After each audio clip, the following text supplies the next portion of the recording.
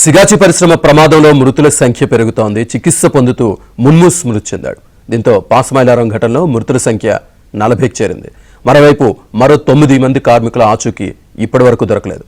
దీంతో బాధిత కుటుంబ సభ్యులు కన్నీరు మున్నీరవుతున్నారు. తమ వారి జాడు చెప్పాలంటూ ఆవేదన వ్యక్తం చేస్తున్నారు.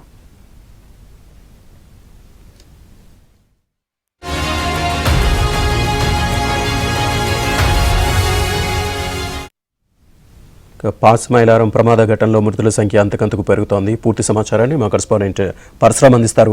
పరశురామ్, సంగారెడ్డి జిల్లా పాసమైలారం సిగాచి ఘటనలో మృతుల సంఖ్య 40కి చేరింది. ఈ రోజుకు ఘటన జరిగి 6 రోజులు అవుతుంది. 6 రోజులు ఇప్పటి వరకు మరణించిన వారి సంఖ్య 40కి చేరింది. మరో 9 మంది జాడ తెలియడం లేదు. ఇంకా వివిధ ఆసుపత్రుల్లో 22 మంది చికిత్స పొందుతున్నారు. వారిలో 5 నుంచి 9 మంది పరిస్థితి విషమంగా ఉన్నట్లు వైద్యులు చెప్తున్నటువంటి పరిస్థితి ఉంది. అయితే ఏదైతే ఈ 9 మంది కోసం సహాయ చర్యలు ఇంకా కూడా కొనసాగుతున్నటువంటి పరిస్థితి ఉంది.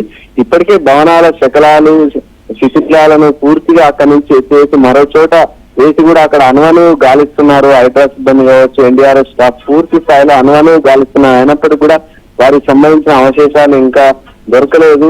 మరొక రోజు అంటే రేపు సాయంత్రం వరకు కూడా ఈ సహాయ చర్యలు కొనసాగే అవకాశం ఉంది. రేపటి వరకల్లా ఈ 9 మంది జాడ దొరకకపోతే మరి ఆ బాధిత కుటుంబాలకు అటు ప్రభుత్వం కానీ ఇటు పరిశ్రమ యాజమాన్యం కానీ ఏం చెప్తుంది అనేది ఆ ఉత్కంఠగా ఉంది. వారు మాత్రం ఆ కుటుంబాల వారు మాత్రం గత 6 రోజుల నుంచి ఇక్కడనే ఆ పరిశ్రమ చుట్టూ అదేవిధంగా ఆసుపత్రి మార్చుల చుట్టూ కాళ్ళరిగేలా తిరుగుతున్నారు. కనబడిన ప్రతి అధికారిని ప్రజాపతిని కన్నీరు మున్నీరవుతూ తమ గోడు వెళ్ళబోసుకుంటున్నారు. అయినప్పటికీ కూడా వారి వివరాలు ఇంకా దొరకడం లేదు. రేపు సాయంత్రం వరకు కూడా ఈ రెస్క్యూ ఆపరేషన్ కొనసాగుతుందని చెప్పి ఇప్పటికే అధికారులు ప్రకటించారు. ఈ రెస్క్యూ ఆపరేషన్ తర్వాత మరి 9 మంది జాడ దొరకకపోతే వారి విషయంలో ప్రభుత్వం కానీ అటు యాజమాన్యం కానీ ఏం నిర్ణయం తీసుకుంటారనే క్లారిటీ ఇంకా రావాల్సిన అవసరం ఉన్నది. Right, thank you.